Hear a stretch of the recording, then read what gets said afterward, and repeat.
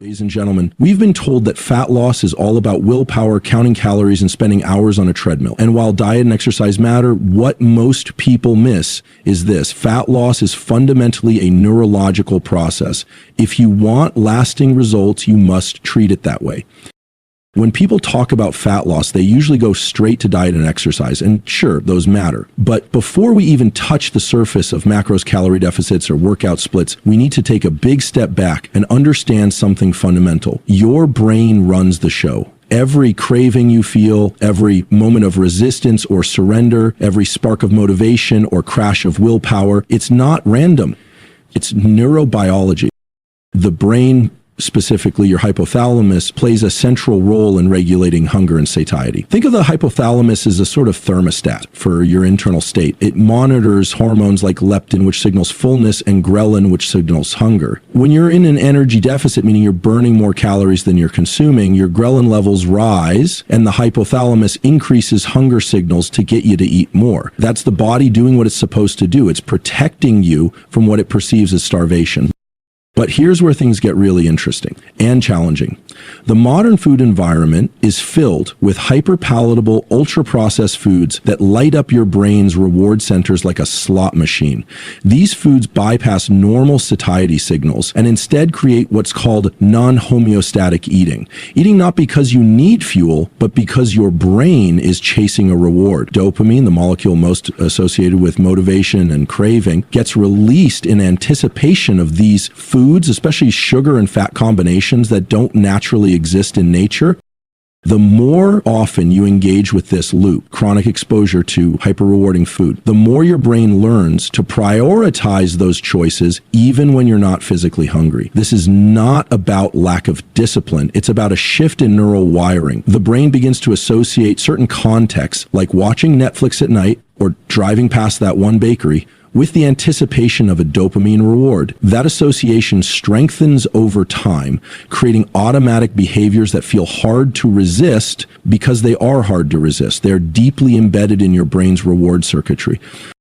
And then there's the role of the prefrontal cortex, the region of your brain responsible for executive functions like self-control, planning, and delayed gratification. This is the part of the brain that says, I don't need that cookie right now, or I'll stick to the plan even though I'm stressed. But here's the catch. The prefrontal cortex is incredibly sensitive to things like sleep deprivation, chronic stress, and emotional fatigue. When you're tired, overwhelmed, or anxious, this part of your brain goes offline, figuratively, but also neurologically. What takes over in those moments is the more primitive part of the brain, the limbic system, which is impulsive, emotional, and geared toward immediate gratification. So when you've had a rough day, didn't sleep well, and your stress is peaking, it's not just that your willpower is low, it's that your neural architecture is set up to favor impulsive decisions. The cookie wins, not because you're weak, but because the part of your brain designed to override that craving is offline. Now, understanding this should be liberating because it means fat loss isn't just about pushing harder or blaming yourself. It means there are specific practical ways to support the brain systems that govern eating behavior. For example, let's talk about sleep. Studies consistently show that even a single night of poor sleep increases ghrelin, decreases leptin, and boosts activity in the brain's reward centers. Translation, you're hungrier, less satisfied, and more drawn to high-calorie foods, all because your brain is trying to compensate for low energy availability. Sleep also modulates the activity of the prefrontal cortex. When you're well rested, this part of the brain is active and engaged. You can plan meals, resist temptation, and stay focused on your long-term goals. But when sleep drops below 6 hours, its function begins to deteriorate. The emotional brain, the limbic system, starts calling the shots. Stress operates in a similar way. Chronic stress increases levels of cortisol, a hormone that promotes fat storage, particularly in the abdominal region. But more importantly, stress changes the way your brain processes reward. Under high stress, people are more likely to choose immediate pleasure over long-term benefit. This is called a temporal discounting effect, and it's driven by shifts in dopamine signaling. And it's not just about what you eat or how much you move, it's also when and why. Emotional eating, boredom eating, anxiety-driven snacking. These aren't just psychological patterns, they are neurochemical loops that get stronger every time you give in. But here's the hopeful part. The brain is plastic. That means it can change. You can rewire those loops. And that starts with bringing awareness to the patterns and then disrupting them. Let's take a practical example. If you know you always crave sugar at 9 p.m. while watching TV, recognize that it's not just about the sugar, it's about the dopamine anticipation. Your brain has learned that 9 p.m. plus TV equals sugar equals dopamine. That's a conditioned loop. You don't break that loop by just saying no and white knuckling it. You break it by replacing the behavior with a different dopamine nauseative action. Go for a 5-minute walk, do breath work, stretch, or sip herbal tea. Over time, the brain begins to associate that same context with a different form of relief or reward. The goal here isn't to eliminate all cravings. That's not realistic. The goal is to create enough neural flexibility that you can pause before acting on them. That moment of pause, that's your prefrontal cortex coming online. That's you working with your brain, not against it. Another simple but powerful tool is sunlight exposure early in the day. When you view natural light within the first hour of waking, you not only anchor your circadian rhythm, which improves sleep quality that night, but you also boost levels of dopamine and cortisol in a way that increases alertness and reduces cravings throughout the day. It sounds simple, and it is, but it's deeply grounded in neurobiology. Movement, even light movement, also modulates hunger and reward pathways in the brain. A short walk after meals doesn't just help with blood sugar, it boosts brain-decreased neurotrophic factor, BDNF, which enhances neuroplasticity. That means your brain becomes more capable of change. It becomes easier to form new habits and break old ones. So when we say fat loss is a neurological process, we mean it literally. Your hypothalamus, your prefrontal cortex, your dopamine circuits, your stress response system, they are all involved in every step of the journey. And the more you learn to support these systems, not fight them, the more sustainable and sane your fat loss process becomes. It's not about being perfect. It's about being aware. It's about recognizing that cravings are brain signals, not moral failures. That fatigue and stress aren't just uncomfortable, they're neurological states that directly impact your decisions, and that by managing those states, you put yourself back in the driver's seat. So rather than constantly blaming yourself for not having enough discipline, start asking better questions. Am I sleeping enough? Am I managing stress in a healthy way? Am I giving my brain the conditions it needs to make good decisions? Because fat loss isn't a battle of willpower, it's a battle of brain states. And when you shift those states, everything else gets easier. So we've talked about how your brain regulates cravings, hunger, and decision-making, but let's take a step further into how your nervous system specifically determines whether your body is in a fat-burning state or not. This isn't about whether you went to the gym today or followed a low-carb meal plan. This is deeper. This is about your state, your internal physiological condition that your nervous system creates and modulates. Here's what you need to understand. Your body doesn't just burn fat because you tell it to. It burns fat when the conditions are right. Those conditions are largely dictated by which branch of your autonomic nervous system is dominant in the moment. Now, your autonomic nervous system has two main branches, the sympathetic nervous system, commonly associated with the fight or flight response, and the parasympathetic nervous system, often referred to as the rest and digest mode. When you're in a sympathetic dominant state, stressed, anxious, multitasking under pressure, your body is not prioritizing digestion, metabolic efficiency, or fat oxidation. It's prioritizing survival. It's dumping glucose into your bloodstream, increasing your heart rate, narrowing your focus, and putting your body on high alert. This can be useful in small bursts, like during a workout, but if you're living in that state all day, waking up stressed, eating on the go, rushing through your day, and then scrolling until midnight, you're keeping your body in a prolonged activated state, and that is metabolically inefficient when it comes to fat loss.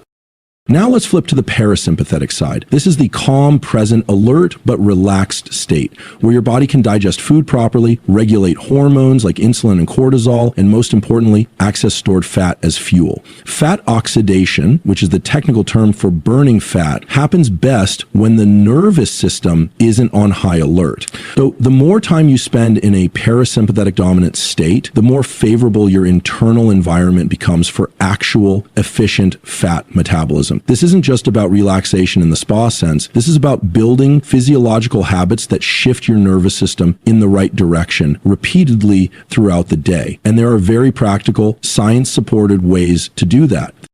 One of the most powerful and often overlooked tools is nasal breathing, especially slow, deliberate breathing through the nose. Just 1 to 3 minutes of slow nasal breathing, extending your exhales to be slightly longer than your inhales, can shift your nervous system from sympathetic to parasympathetic. This isn't a spiritual idea, it's a mechanical one. The vagus nerve, which plays a huge role in calming the nervous system, is activated by slow diaphragmatic breathing. That activation sends a signal up to your brain that says, we're safe, we can relax, we're not under threat. And when your brain believes that, it turns down stress hormone production and turns up metabolic processes associated with long-term energy use, including fat oxidation. Cold exposure is another tool that directly interacts with your nervous system to shift you into a more alert yet grounded state. Brief cold exposure, like a cold shower or immersion, activates the sympathetic nervous system initially, but then leads to a rebound parasympathetic tone afterward, meaning you get a burst of focus and energy followed by a calming, steady state. This rebound period can last hours and has been shown to increase norepinephrine and dopamine in a sustained way, which improves mood, focus, and metabolic efficiency. But here's the key. It's not just about single interventions. It's about how you structure your day to train your nervous system to spend more time in that calm, alert state. For example, something as simple as getting sunlight in your eyes within 30-60 minutes of waking dramatically impacts your cortisol rhythm. And when your cortisol rhythm is well regulated, your energy is stable, your appetite is more predictable, and your body's internal clock aligns with natural metabolic cycles. Let's also talk about movement, but not in the way people usually think of it. Yes, structured workouts are important, but gentle, low-intensity movement throughout the day, like walking, stretching, or even just standing while you work, creates a state of low-level physiological arousal that keeps you metabolically active without overstressing the system. This type of movement supports fat oxidation better than most people realize. Take walking after meals. When you go for a 10-15 minute walk post-meal, you blunt the glucose spike, improve insulin sensitivity, and help your body use that incoming energy more efficiently. But beyond the metabolic benefits, walking also shifts the brain into a bilateral, rhythmically engaged state that calms the nervous system and enhances cognitive function. So again, we're talking about changing your state, not just burning a few extra calories. And that's really the theme here. Fat loss is not about chasing calorie burn in a single session. It's about creating a neurophysiological environment that favors fat being used as fuel consistently over time. That happens when your nervous system is regulated. That happens when you're not spiking cortisol all day with stress, overtraining, undersleeping, and constant mental stimulation. Now, I'm not saying you should never be in a sympathetic state. Intense workouts, short bursts of cold, or even brief mental challenges can be incredibly useful, but you want to move in and out of those states with control, like a switch, not be stuck in on mode all day. When you're constantly on edge, your digestion suffers, sleep quality declines, and your body becomes more likely to store fat, particularly around the abdomen. That's not just aesthetics, that's a marker of systemic stress. One of the easiest, most accessible tools to reset the nervous system in real time is what's known as physiological sighing, a deep double inhale through the nose followed by a slow exhale through the mouth. Research shows this one breathing pattern is the fastest way to reduce stress in the body. It's free, it takes 10-30 seconds, and you can do it anytime, anywhere. That's nervous system training in action. So you want to think about your daily behaviors not just as healthy or unhealthy, but in terms of how they shift your internal state. Is this action moving me into a parasympathetic fat oxidizing state, or is it keeping me stuck in a high-lip sugar craving fat storing state? That's the lens we need to start using if we really want to understand fat loss in a sustainable, science-backed way. Sleep, again, plays a role here too. Deep restorative sleep is one of the only times when your body shifts into full repair mode. Growth hormone is released, fat oxidation increases, and your nervous system resets. But if you're not sleeping well, either due to late night screen use, stress, or inconsistent wake times, your entire system gets thrown off, and you start the next day behind. More cravings, more impulsivity, more nervous system reactivity. Even your food choices interact with your nervous system. Eating quickly while distracted or under stress shifts blood flow away from digestion and into the muscles and brain. That impairs nutrient absorption, slows gastric emptying, and often leads to overeating because your brain doesn't register fullness in time. By contrast, eating slowly, chewing thoroughly, and paying attention to your food activates parasympathetic processes, improving digestion and satiety. So fat loss, again, is not just about macros. It's not even just about habits. It's about your state. Your nervous system is the gatekeeper for metabolic efficiency, hormonal balance, and behavioral consistency. And the beautiful part is it's trainable. You can condition your body to spend more time in the fat burning state, not by doing more, but by regulating better. This is not about being passive, it's about being strategic, creating moments throughout the day where your body and brain can downshift into calm alertness, into presence, into control. That's where the long-term results come from. That's how you stop chasing fat loss and start living in a state where it happens naturally. And once you understand how to work with your nervous system rather than ignore it or fight it, you realize fat loss isn't a battle, a shift in how you live, how you breathe, how you move, and how you recover. When you create the internal conditions for fat to be used as fuel, your body responds. Let's now talk about the mechanism that really drives change over time, neuroplasticity, and why consistent action is the secret to lasting fat loss, but not just any action. I'm talking about action that taps into the brain's reward systems and reinforces the very circuits responsible for discipline, motivation, and long-term behavior change. Because if fat loss is going to happen and stay sustainable, your brain has to want to keep doing what's working. And the way we make that happen is through dopamine. Now, dopamine gets misunderstood a lot. People often reduce it to the pleasure chemical, but that's not accurate. Dopamine's about motivation. It's the molecule your brain releases in anticipation of a reward, not after you receive it. It's what propels you to take action, to pursue something, to show up again and again, and is tightly tied to how habits are formed and reinforced. Every time you take an action that moves you toward a goal, whether that's choosing a high-protein breakfast, walking instead of scrolling, or doing your planned workout, if you attach meaning to that action, your brain releases dopamine. And over time, those small actions, repeated with intention, begin to rewire your neural circuits. That's neuroplasticity in action. You start to become the kind of person who wakes up and chooses movement, the kind of person who doesn't need to negotiate every food decision. That identity, what we think of as willpower, isn't just a mental shift, it's a physical change in the way your neurons fire and connect. But here's the important part. Your brain doesn't just give you dopamine for doing the big stuff. It gives you dopamine for noticing and rewarding the effort. And this is where a lot of people go wrong. They think it was just a 10-minute walk, or I only skipped dessert once this week. So they dismiss those efforts, which means the brain doesn't register it as progress. No dopamine hit, no reinforcement, and therefore no habit being built. What you want to do instead is link dopamine to the process, not just the outcome. You don't wait until you've lost 20 pounds to feel proud. You feel proud the moment you resist that third cup of coffee and drink water instead. You acknowledge you said mentally or even out loud, that was a win. That moment lights up the reward circuitry in your brain. That's how you wire in the behavior. You make consistency the thing that feels good, not just the end result. This process of reinforcing small positive behaviors is more powerful than motivation because motivation is unreliable. It fluctuates with mood, energy, and circumstance. But dopamine, applied strategically, builds momentum. It becomes a feedback loop. You do the right thing, reward yourself for doing it, and that makes it more likely you'll do it again. So when you're trying to lose fat, your job isn't just to eat less and move more. Your job is to train your brain to like the feeling of doing hard things. That means starting small and consistently winning, even tiny wins. In fact, the smaller and more achievable the task, the more often you can win. And the more opportunities you have to reinforce the circuit. Let's say you set a goal of walking 30 minutes a day. Some days you'll do it, other days you won't. But if you shrink the target, say commit to walking just 2 minutes after each meal, you create a situation where success is nearly guaranteed. And once you're out the door for 2 minutes, it often turns into 10, 15, or 30. But even if it doesn't, you still won and you rewarded the behavior, which builds the circuit.